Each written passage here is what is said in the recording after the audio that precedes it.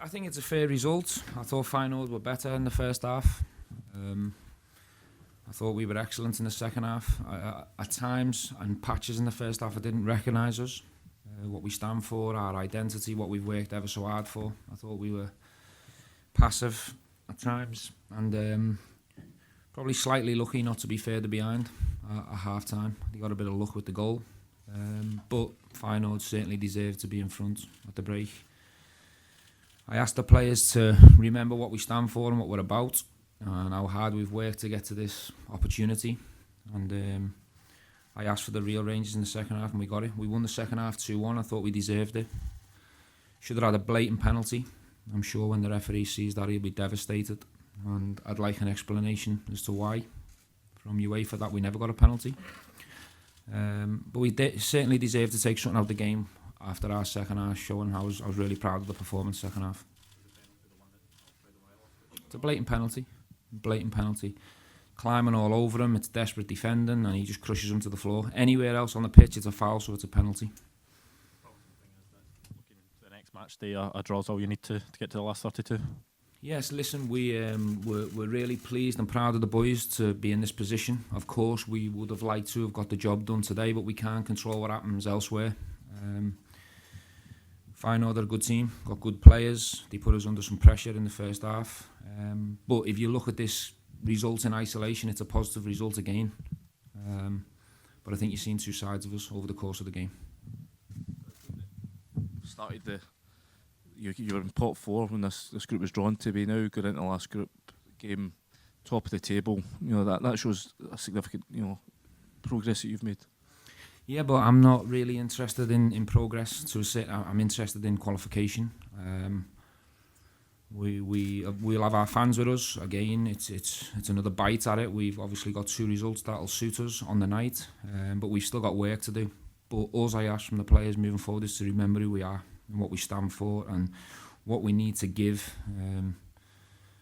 If we want to be successful together, we have to remember what we are. We never showed it in the first half. Stephen, can I ask you to talk about the quality of the 2 goals that you scored? Yeah, well, that's the quality we asked for at half time. I thought our front 3 were we never seen enough from them in the first 45.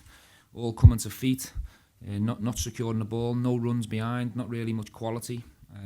That was the frustrating thing at half time. Second half, we caused them lots of problems.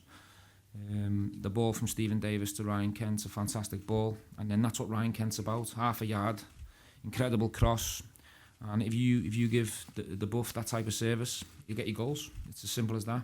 There was none of that service around in the first half, and there wasn't enough bodies in the box in the first half. Second half, the second goal was pretty similar, only that it was an out-swinging cross from Bonner again, a wonderful cross. Arguably the second header is better than the first, but that's what he's about. 2 fantastic goals, and we looked more of a threat. Second half, we looked like we were game to go and cause Feyenoord problems, which was missing in the first half. Sorry, Stephen, I was just going to ask, first half performance in a fortnight, you wouldn't go through second half performance, you will go through. We've got 2 games before that fortnight comes round, so we need to show our second half performance against Hearts at the weekend. Good try though. Sorry, Stephen, going back to Morelos, you kind of said yesterday you almost wouldn't sell him for 50 million. Is that kind of pretty much? Do you believe me now? He's not for sale. He's not for sale at any price. Jordan in the front row, please.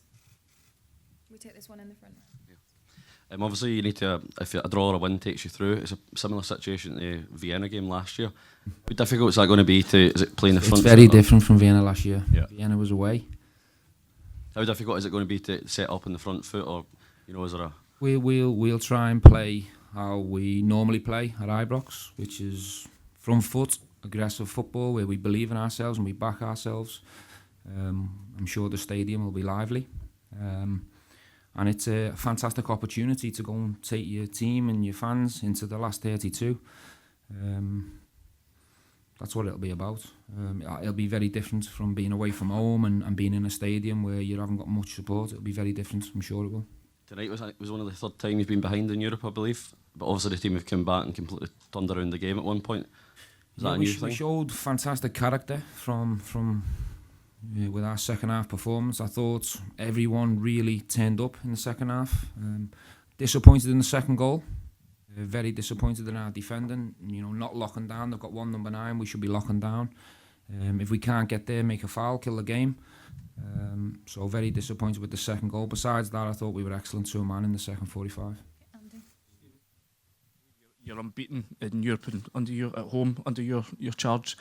Going into the last game, Don't jinx me. Jinx me. you must be confident that you can get this team through into the knockout rounds. Listen, we'll go into the game with belief.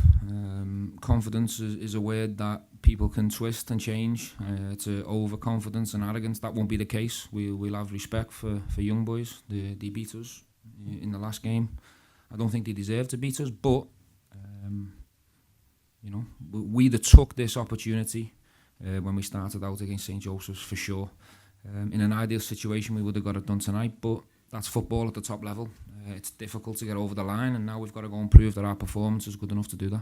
We take one from the back, please.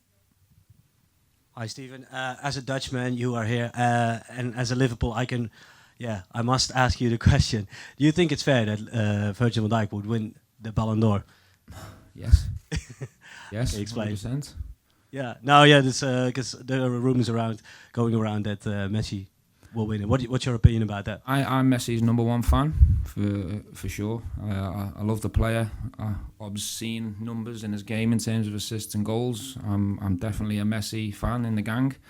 But if you talk about consistency from one player over a year who wins the European Cup and is absolutely faultless in every single performance, that to me means you deserve to win the Ballon d'Or. Okay, we're taking one from Rangers TV here. Borna obviously came through late on to play tonight. Just give us a word for his performance on the night. Yeah, I think along with a lot of the players tonight, excellent second half, really good second half.